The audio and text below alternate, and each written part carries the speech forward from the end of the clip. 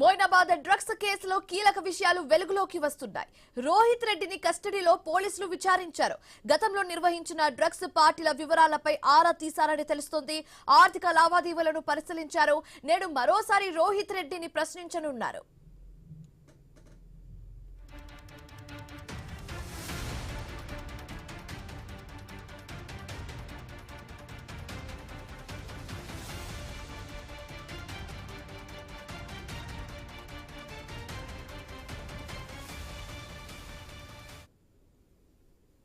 Moinabad drugs కేసులో కీలక విషయాలు వెలుగులోకి వస్తున్నాయి.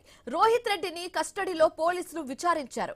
గతంలో నిర్వహించిన డ్రగ్స్ పార్టీల వివరాలపై ఆరా తీశారు పోలీసులు.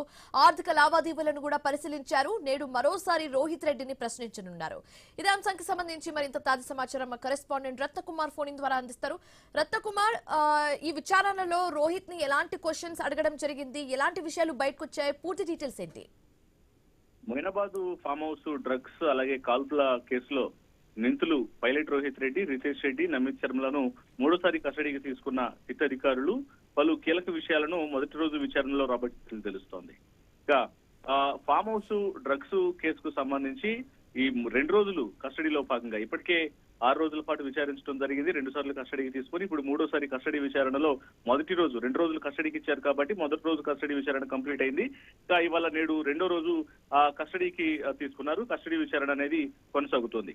ఇక ఫస్ట్ రోజు జరిగినటువంటి కస్టడీ విచారణలో పలు కీలక విషయాల మీద సిట్ అధికారులు ప్రశ్నించినట్లు కూడా మనకు సమాచారం. ముఖ్యంగా రోహిత్ రెడ్డి బ్యాంకు ఖాతాలు, డ్రగ్స్ ముఠాలతో సంబంధాలు, ఆయనకున్నటువంటి బ్యాంక్ అకౌంట్లు, దుబాయ్ లో ఉన్న డ్రగ్స్ ముఠాలతో సంబంధాలు, ఎన్ని రోజుల నుంచి ఈ డ్రగ్స్ దందా నడుస్తున్నటువంటి అంశాలపైన సిట్ అధికారులు విచారించారు. గురువారం ఉదయం నుంచి డీసీపీ యోగేష్ గౌతమ్ అలాగే షాద్నగర్ డీసీపీ శిరీష ఆధ్వర్యంలో విచారణ అనేది జరిగింది. ఇంకా సాయంత్రం future city commissioner Sudheer Babu సైతం 3 నిందితులను వేరువేరుగా విచారించారు. బుధవారం రాజేంద్రనగర్ కోర్టులో నిందితులు బెయిల్ పిటిషన్ వేయగా న్యాయస్థానం డిస్మిస్ చేసింది.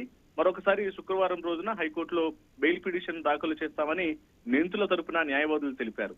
ఇక మరోవైపు ఇటు వారి రోహిత్ రెడ్డి కుటుంబ సభ్యుల యొక్క బ్యాంకు ఖాతాలను కూడా ఆరా తీసేటువంటి అవకాశాలు ఉన్నాయి. ఎందుకంటే పలు వ్యాపారవేత్తలతో డ్రగ్స్ సంబంధాలు పెట్టుకొని వారికి పార్టీలను అరేంజ్ చేయడం, మొయినాబాద్ ఫామ్ హౌస్ కేంద్రంగా చేసుకొని పార్టీలను అరేంజ్ చేసి అక్కడ డ్రగ్స్ వినియోగం చేయడం, ఆ తర్వాత వాళ్ళతో పెద్ద ఎత్తున లావాదేవీలు, ఆర్థిక లావాదేవీలు జరుపుతూ ఉండడంతో వీటన్నిటిపైన ఫోకస్ పెట్టినటువంటి సిట్ అధికారులు దానికి సంబంధించినటువంటి కీలక ఆధారాలన్నింటినీ ఈ 2 రోజుల కస్టడీ విచారణలో రాబడుతూ ఉన్నారు.